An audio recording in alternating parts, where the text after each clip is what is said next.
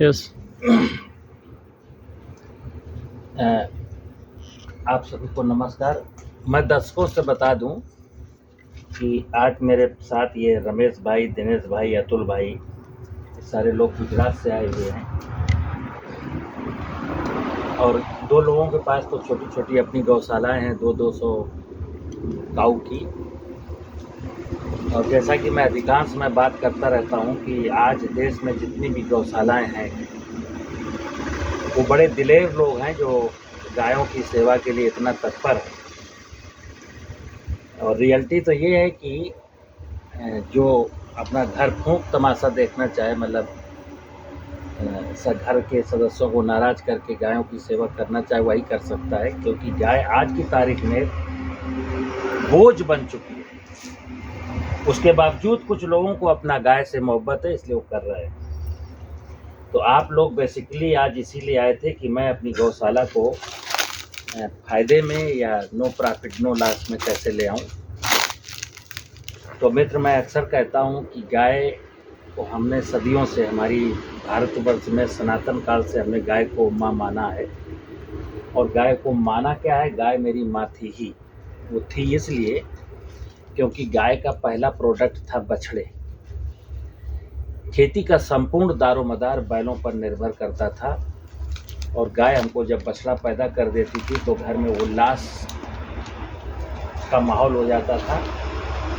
और जब किसी किसान का एक बैल मर जाता था तो 2 दिन 3 दिन उसके घर में खाना नहीं बनता था। आज जो छोटा ट्रैक्टर, मिनी ट्रैक्टर जो 5 लाख का आ रहा है, किसी ज़माने में 2 साल में अगर एक गाय ने 2 बछड़े पैदा कर दिए तो समझ लीजिए एक मिनी ट्रैक्टर पैदा कर दिया उसने। और वो ट्रैक्टर इतना खूबसूरत था कि फसलों के अवशेष खाता है, फसलों के अवशेष खाता था, आपके सारे जो है खेती के काम करता था। और गौमूत्र और गोबर तो उसका फाइनल प्रोडक्ट था ही, जिसको लेके आज देश के वैज्ञानिक और बहुत सारे बुद्धिजीवी गौमूत्र गोबर गोबर की चर्चा कर रहे हैं। तो ये गौमूत्र गोबर पहले भी था मित्र, लेकिन था क्या कि गाय माँ इसलिए थी कि बछड़े देती थी। तो पहला प्रोडक्ट गाय का बछड़ा था, दूसरा प्रोडक्ट गाय का दूध था, और गोबर गौमूत्र तो था ही, वो कहाँ गया है। लेकिन हमारी नीतियों ने, हमारे पूरे सिस्टम ने, और साजिश पता नहीं किसकी, मुझे नहीं मालूम, लेकिन इस बैल आधारित कृषि व्यवस्था को सत्यानाश कर दिया।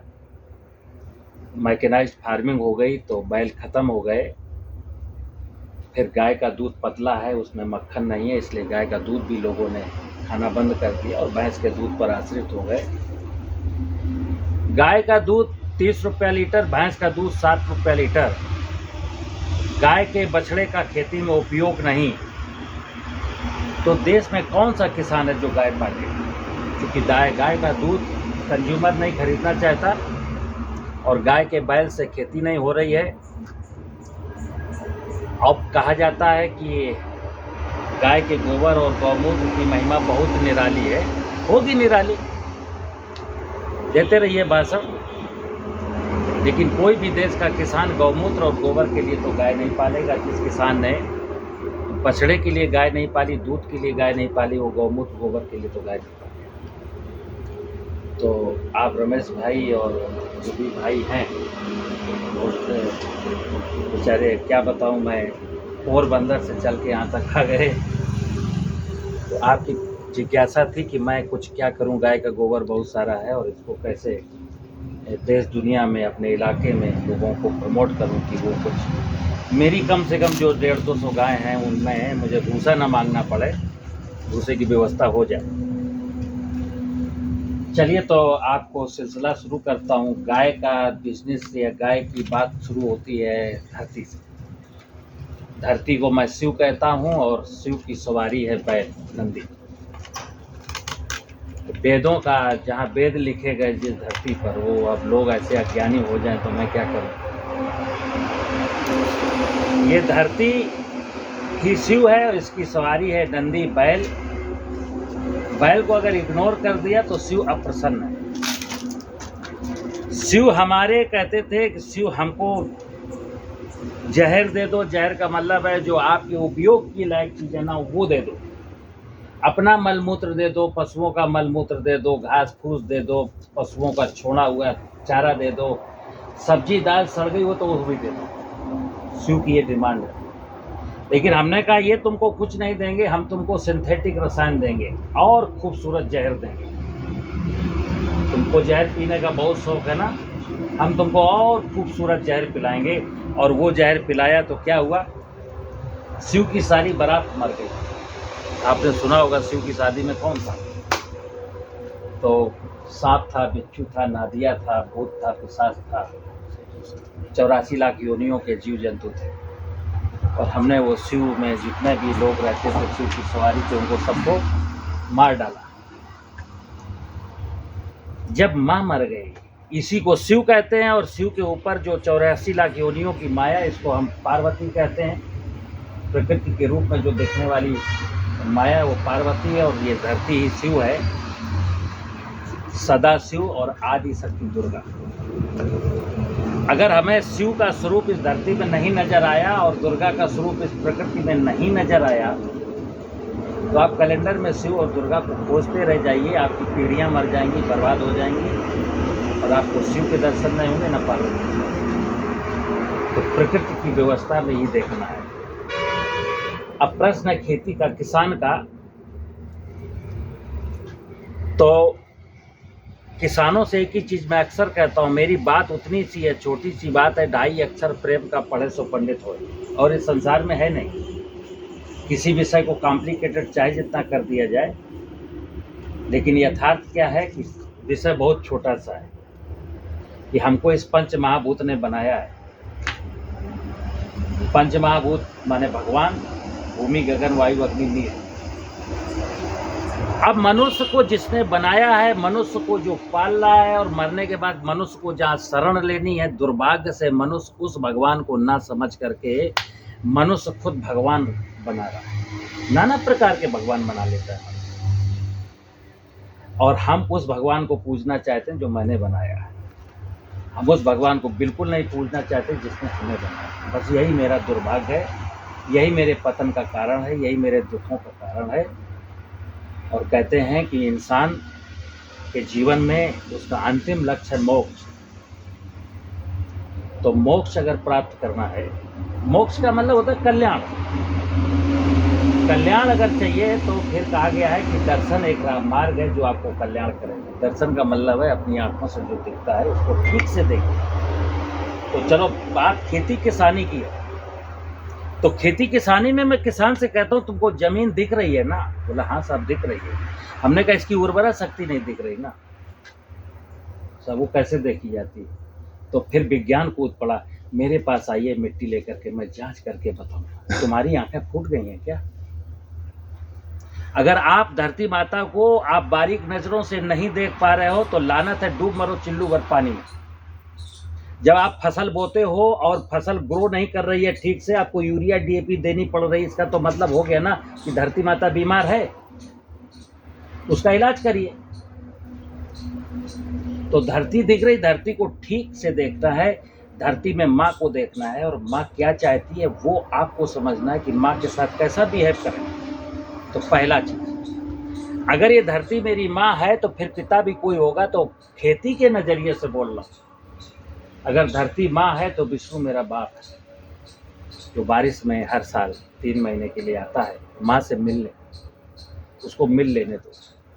मिल लेने देने का मतलब हुआ कि बारिश के पानी को खेत में जितना ज़्यादा रोक सकते हो रोक। आप परवाह मत करो मेरी फसल सड़ जाएगी, ऐसी फसल बोई मत जो सड़ जाए। अगर पानी रुक सकता है तो धान लगाओ, और नहीं रुक सकता तो ज्वार बाजरा बो। लेकिन ज्वार बाजरा बो करके पानी को निकाल देंगे खेत से, अगर ये करोगे तो ठीक। फिर आप माँ और पिता का मिलन नहीं होगा तो माँ कैसे स्वस्थ रहेगी? तो पहला काम है विष्णु भगवान को बारिश के पानी को खेत में रोकना। दूसरी चीज है खेत की मेड़ों पर पेड़ लगाना। क्योंकि मैंने बोला कि ये धरती है, धरती में मैंने एक चने का बीज डाला, ये चने का बीज धरती की नमी पाएगा और जम जाएगा। जब जम जाएगा तो 2-3 दिन तो इस चने के सीड में जो मटेरियल कार्बोहाइड्रेट था उससे जीवन चलेगा। देन फिर वो इस ज़मीन से भोजन लेना शुरू करेगा। अब ज़मीन में अगर भोजन होगा पर्याप्त मात्रा में तो चने की फसल खूबसूरत बढ़ेगी, सूर्य की रोशनी में फोटोसिंथेसिस करेगी, यानी थोड़ा सा हिस्सा ज़मीन से लेगी। और फिर क्लाइमेट है जिसको कहते हैं एनवायरनमेंट। जैसे मुझे मेरी माँ ने जन्म दिया, लेकिन मुझे पाला किसने? इस समाज ने।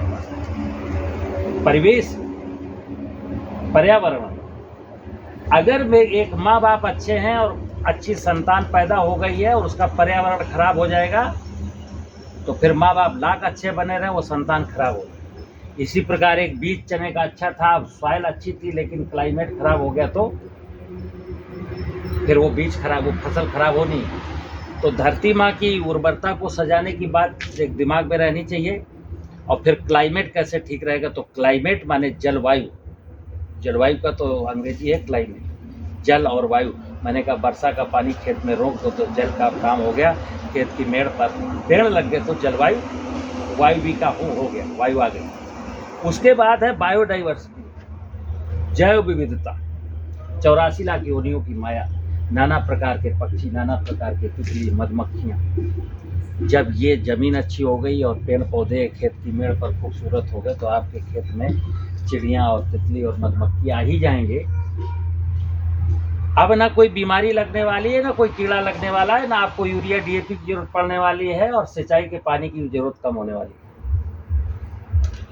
लेकिन अगर मैं खेती को अर्थशास्त्र समझता हूँ, खेती को धंधा मानता हूँ, खेती मैं बार बार कहता हूँ दर्शन का विषय है, आध्यात्म का विषय है। सर्वे भवन्तु सुखिनः सर्वे सन्तु निरामयाः, ये भाव खेती रखता है कृषि। लेकिन किसानों को सिखाया गया कि कैसे आपकी आमदनी बढ़ेगी, क्या फसल बोओगे, फार्मिंग सिखा दी। खेती छोड़ दिया, एग्रीकल्चर डिलीट कर दिया और फार्मिंग पर आ गए। कैसे टमाटर की खेती करोगे, कैसे ड्रैगन फ्रूट्स की खेती करोगे, कैसे अनानास की खेती करोगे, कैसे करोड़पति बनोगे।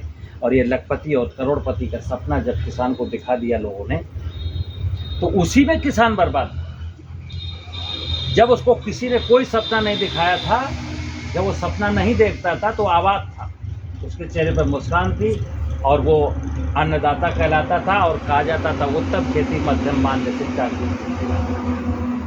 और आज क्या हुआ? अगर मौका मिल जाए तो किसान जमीन बेच करके भाग जाना चाहता है। खेती कोई करना नहीं चाहता, खेती वही कर पा रहे हैं जिनकी ज़मीन का कोई खरीदार अभी नहीं मिला है। हालात ऐसे हैं, मजबूरियाँ ऐसी हैं कि सोशल सिस्टम ऐसा है कि मुझे खेती करना मेरी मजबूरी, तो मजबूरी में खेती करना है। खेती तो एक शौक है, खेती तो एक पैशन है, आनंद का विषय खेती। लेकिन कब? जब ये नेचर का वैभव ठीक होगा तो खेती आनंद का विषय है। और नेचर अगर खराब होता है तो खेती फिर उदासी का, उदासी में जीने का नाम हो जाता है। तो देखिए ये आपके सामने जीवामृत क्या है। पिंटू भाई से कहूँगे जरा देखिए, ये मेरे यहाँ से आपके गुजरात से भी बहुत सारे लोग, करीब 500-600 लोग यहाँ से हमारा जीवामृत ले गए, आप भी ले जाएंगे। तो मैं क्या कहता हूँ, मैंने यहाँ से शुरू किया। जैसे मैंने कहा सॉइल एक है, सादे सब सदे सब सादे सब जॉय। 3 देव रक्षा करें, ब्रह्मा विष्णु महेश। ब्रह्मा का मतलब है ये पेड़ पौधे, विष्णु का मतलब जलाशय पानी, और शिव का मतलब है, महेश का मतलब है धरती। फिर कहा गया है एक है सादे सब सदे सब सादे सब जाए, या देवों के देव महादेव। तो महादेव की बात करता हूँ। तो मैंने बोला कि ये धरती है, अगर इसको मैंने ठीक कर लिया तो किसान की हर मुश्किल का समाधान मिल जाएगा। लोग ये चाहते हैं, जो किसानों के साथ बिजनेस में लगे हुए लोग हैं, वो ये चाहते हैं धरती ठीक ना होने पाए, क्योंकि धरती को ठीक होते ही सब की दुकानों में ताले लगने वाले हैं। तो धरती को ठीक करना, धरती ठीक कैसे होगी? तो 2 चीजें चाहिए धरती। मैंने अभी बोला कि धरती शिव है, धरती शिव है, और ये शिव एक वो रसोई है, वो लंगर का स्थान है जिसने 84 लाख योनियों के लिए खाना बनाने का पूरा मैकेनिज्म बना रखा। लेकिन मैकेनिज्म में है क्या, इसको रॉ मटेरियल चाहिए। एक किचन है धरती, तो उसको जब रॉ मटेरियल होगा और बनाने वाले होंगे, तब तो पेड़ को, पौधे को, वनस्पतियों को, पक्षियों को, मनुष्य को भोजन मिलेगा। लेकिन इधर क्या हुआ आधुनिक कृषि प्रणाली में कि मैंने धरती में रॉ मटेरियल कम कर दिया और उसमें जो बनाने वाली जो मशीनरी थी, पूरी मैकेनिज्म थी, उसको डिस्ट्रॉय कर दिया केमिकल डालकर। और ये मैंने फिर बोला, उन लोगों ने करवाया जिनको बिजनेस करना है किसान के साथ। किसान को लालच दिया, दीमक तेरी दुश्मन है, दवा डाल दो।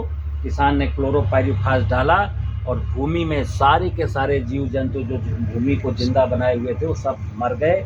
अब भूमि मर गई, बीज बो दिया, नमी तो थी, बीज जम गया, लेकिन पौधा बढ़ नहीं रहा तो यूरिया देनी पड़ी, पौधा गिर गया तो डीएपी देनी पड़ी, दाने में चमक लाने के लिए पोटाश देनी पड़ी। मिट्टी की जांच का सिलसिला शुरू हुआ।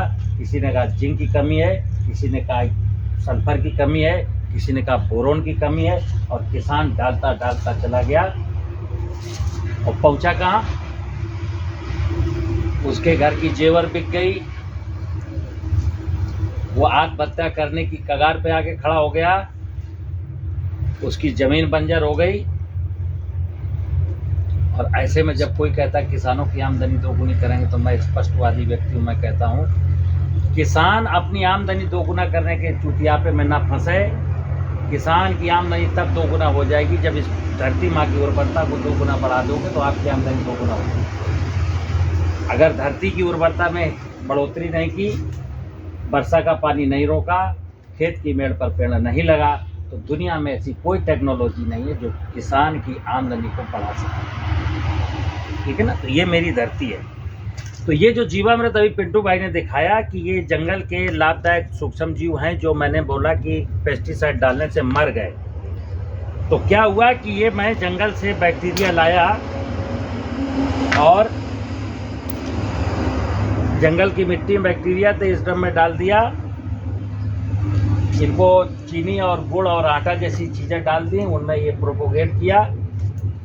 2-2.5 महीने में इसको ये पूरे ड्रम में डेवलप हो जाता है, यानी कि बहुत ढेर सारी मात्रा में जीवाणु डेवलप हो जाते हैं। इसकी 20 लीटर मात्रा मैंने गोबर की सड़ी हुई खाद ली। ये गोबर की सड़ी हुई खाद इसमें मिलाया और 1 एकड़ ज़मीन में मिला करके बिखेर दिया, जुताई कर दी, फसल की बुआई कर दी, तो वो लाभदायक सारे जीव इसमें पहुंचा दिए जो मार दिए। अब ये लाभदायक जीवाणु जो ज़मीन में इस तरीके का पदार्थ पड़ा है ना, ये इससे क्या पहले पदार्थ ऐसा होता है, कोई भी पत्ती घास फूस ऐसी तो होती है, लेकिन जब इसमें अगेन खूब देर तक नमी रहेगी और वो जीवाणु हो जाएंगे तो फिर ये ऐसा होने लगता है। देखो डिकम्पोजिशन हो रहा है, और ऐसा होते होते बाद में ये मिट्टी में था, बाद में ये ऐसा बन जाता है। तो क्या है, जीवाणु पहुंचाने हैं और ये बायोमास पहुंचाना है। बायोमास एक रॉ मटेरियल है जो ह्यूमस में कन्वर्ट होगा, और ये सूक्ष्म जीव वो मैकेनिज्म है, वो मशीनरी है या वो लेबर हैं जो इस बायोमास को ह्यूमस में कन्वर्ट करें। फसलों का भोजन ह्यूमस ही है। यूरिया डीएपी तो लाचारी में, मजबूरी में, क्योंकि ज़मीन में कुछ नहीं बचा इसलिए मैं यूरिया डीएपी को देता हूँ। तो मित्र इतनी सी बात है, देश के हर किसान को ये बात समझ में आनी चाहिए कि जिसने अपनी मातृभूमि की पूजा हृदय से कर ली, समझ लीजिए माँ कभी किसी को निराश नहीं करती, और जिसकी माँ, ये धरती माँ खुश होती है, उसके जीवन में कभी कोई दुख का वातावरण आता ही नहीं है। और जिस किसान की 5 एकड़ ज़मीन जिसको माँ कहता, अगर वो बंजर हो चुकी है, उसके नीचे का पानी मैं लूट चुका हूँ, उसकी उर्वरता को लूट चुका हूँ, उसको मैं पेड़ काट के नंगा कर चुका हूँ, तो मैं दावे के साथ कहता हूँ तुमको नंगे ही मरना है। अब तुमको कोई बचा नहीं सकता। तो हमारा और धरती का एक आध्यात्मिक रिश्ता है, और भगवान का पहला अक्षर भूमि है, कि भगवान मैंने बोला पंच महाभूत का जो कॉम्प्लेक्स है वही भगवान है, जिसमें सबसे अहम रोल सॉइल का है, धरती माता का है। और किसान आज उसी को इग्नोर कर रहा है। यूरिया डीएपी के भरोसे तक खेती कब तक करोगे, ट्रैक्टर के भरोसे खेती कब तक करोगे, पेस्टिसाइड के भरोसे खेती कब तक करोगे। और अभी तो 50 साल हुए हैं ना ट्रैक्टर और यूरिया डीएपी और पेस्टिसाइड के। करोड़ों साल की ये संस्कृति 50 साल में ही दम तोड़ चुकी। तो अब एक मुद्दा और रह जाता, जो छोटे किसान, अब देखिए जमीन के बंटवारे हो चुके। अब देश में किसान का जो औसत किसान है वो 1 हेक्टेयर का बचा, कहीं कहीं तो आधा हेक्टेयर का किसान बचा, कुछ बड़े किसान 2-2.5 हेक्टेयर के बचे, लेकिन 80% किसान 1 हेक्टेयर से कम का है। तो तुमको ट्रैक्टर की क्या जरूरत है? 2.5 एकड़ जमीन के लिए 2 बैल बांध लो ना, जो सड़क पर बछड़े घूम रहे हैं उन्हीं को बांध लो। क्योंकि मुझे मालूम है जो 2.5-3 एकड़ का किसान है वो भी कम से कम 10,000 रुपये साल भर में किसी ट्रैक्टर वाले को देता है। 10,000 रुपये का बैल को अपने भूसा खिला लेना। एक आदमी 2 बैल नहीं पाल सकता, तो 2 छोटे छोटे किसानों ने मिल करके 2 बैल पाल लिए। अगर तरक्की चाहिए तो, क्योंकि एक चीज़ मैं फिर बता दूँ, जिस प्रकार धरती को माँ कहते हैं उसी प्रकार गाय को माँ कहते हैं। और गाय अगर बचेगी तो बछड़े के नाम पर ही बचेगी। फिर सुन लो, गौमूत्र से और गोबर से तो गाय बचने वाली नहीं। जिस दिन बैल की अहमियत समझ में आएगी तो गाय बच जाएगी। गाय के लिए किसी को आंदोलन नहीं चलाना पड़ेगा, गौ रक्षा का सारा विषय समाप्त हो जाएगा, और ना किसी को गौशाला खोलनी पड़ेगी, हर किसान के घर में गाय आ जाएगी। लेकिन इसमें हमारी नीतियों को सहयोग करना पड़ेगा। जब एक किसान जो एक हेक्टेयर का है और धान गेहूं की खेती करता है, तो आप समझिए कि 50 किलो के 5 बैग तो डीएपी डालता है और 45 किलो के 10 बैग यूरिया डालता है। अब इनका अगर सब्सिडी का अमाउंट जोड़ोगे तो 38,000 होता है। तो एक किसान जो धान गेहूं की खेती करता है और केमिकल से खेती करता है, वो 38,000 रुपये गवर्नमेंट उसको सब्सिडी देती है। किस नाम पर देती है? कि तुमको खुली छूट है, तुम धरती को बर्बाद करो। और एक किसान अगर बैल से खेती करता है और यूरिया डीएपी नहीं लेता है, तो उसके बारे में नीतियों को योजना तो लानी पड़ेगी ना, क्योंकि जो धरती माता की रखवाली करे उसके बारे में कोई तो प्रोजेक्ट होना चाहिए ना। दुर्भाग्य से ऐसा कोई प्रोजेक्ट नहीं कि जो इस पर्यावरण को, इस धरती को, पानी को बचाएगा, उसको मैं पुरस्कृत करूँ। चलिए, मैं तो किसानों से कहता हूँ इस इंतजार में भी मत रहिए कि गवर्नमेंट या नीतियाँ ऐसा कुछ सोचेंगी। वो नहीं सोचेंगी, उन्होंने तो भांग खा ली। तो तुमने तो भांग नहीं पी है ना, पीड़ा आपकी है, आप अपनी पीड़ा का इलाज खोजो। किसान की पीड़ा है तो किसान को पीड़ा का इलाज खोजने के लिए 2-3-4 चीज़ें तय कर लेनी पड़ेंगी कि अब मैं लालच में नहीं फंसूंगा। आप कुछ भी हो जाए, क्योंकि आप कुछ करने के बावजूद भी तो सुसाइड करते हो ना। चलो देखा जाएगा, लेकिन एक बार कमर कसते हैं और अपनी धरती की सेवा करेंगे, मेड़ बनाएंगे, पेड़ लगाएंगे, गाय पालेंगे। और पिछले 10 साल पहले, जब 8 साल पहले जब पूरा देश का आधा हिस्सा सूखे की चपेट में था, तो मैंने अध्ययन किया है और सबको चैलेंज के साथ कहता हूँ, एक किसान ले आओ जिसके पास बैल पला हो, उसने सुसाइड किया। जिस किसान के घर में बैल या गाय थी, उस एक भी किसान ने सुसाइड नहीं किया। ना देश में किसी ट्रैक्टर वाले किसान ने सुसाइड किया। सुसाइड करने का नंबर उन्हीं का आया जिनके पास ना ट्रैक्टर था, ना बैल था, ना गाय। ट्रैक्टर नहीं खरीद सकते हो तो 2 बैल बांधने में क्या जाता है? क्योंकि बैल आपकी भी ज़मीन जोतेगा, किसी और की भी जोतेगा। बैल आपका माल मंडी में जाएगा। बैल से बहुत सारे काम होते हैं। तो गाय को भी कंसीडर करो। आज की तारीख में जैसे कहा जाता है ना, गौ आधारित प्राकृतिक खेती, तो गाय तो है। गाय को तो मैं तो गाय को माँ मानता हूँ, और मैं रियलिटी भाव से, हृदय की गहराइयों से सोचता हूँ कि गाय तो बचनी चाहिए। और गाय नहीं बचेगी तो फिर बचना यहाँ इंसान को भी, क्योंकि हमारे देश की सिचुएशन कुछ अलग है। विश्व की 2.4% जमीन है और विश्व की 18% पॉपुलेशन। तो इस देश को मैकेनाइजेशन से तो बाज आना पड़ेगा, क्योंकि मैकेनाइजेशन तो वहाँ के लिए जहाँ श्रम शक्ति ना हो। यहाँ तो आप प्रचुर मात्रा में श्रम है, बैल रूपी श्रम है, ह्यूमन रिसोर्स हैं। तो जहाँ ह्यूमन रिसोर्स इतना हो और पशु रिसोर्स इतना हो, वो देश अगर मैकेनाइजेशन की तरफ उसकी नीतियाँ जा रही हैं, तो फिर मैंने जो कहा ना, भांग खाइए सब। तो अब आपका कोई प्रश्न हो तो आप पूछ सकते हैं। पिंटू भाई, इसको बंद कर दो।